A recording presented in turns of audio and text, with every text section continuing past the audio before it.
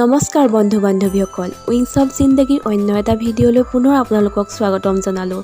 আজি মই বাদামৰ সৈতে ৰন্ধা কুন্দুলি ৰেচিপি এটা আপোনালোকলৈ লৈ আহিছোঁ। আহকচোন এতিয়া আমি ৰেচিপিটোলৈ আগবাঢ়োঁ।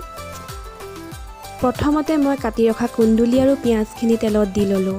কুন্দুলিখিনি মই দীঘলীয়াকৈ কাটিছোঁ, আপোনালোকে নিজৰ ইচ্ছা অনুসৰি কাটি ল'ব পাৰিব।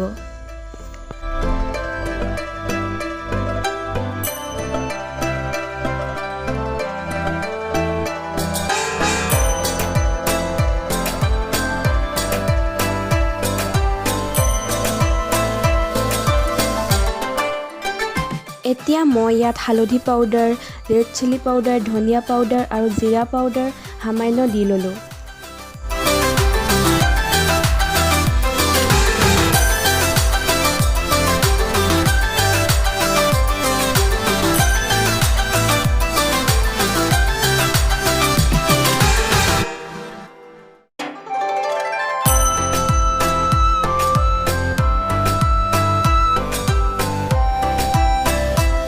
তাৰ পিছত সোৱাদ অনুযায়ী নিমখ এড কৰি লিড লগাই ভাজি থাকিব লাগিব।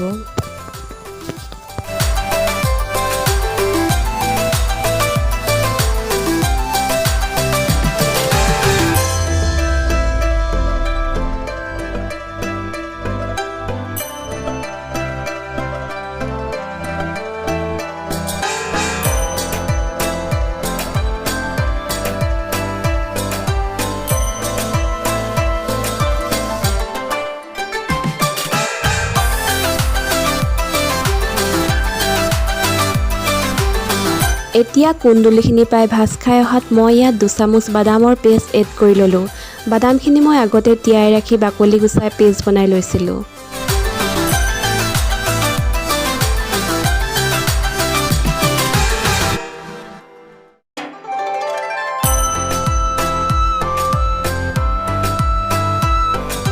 দুই মিনিটমান সময় আটাইখিনি সামগ্ৰী একেলগে ভজাৰ পিছত খাবৰ কাৰণে কুন্দুলিৰ ভাজি ৰেডি হৈ গ'ল।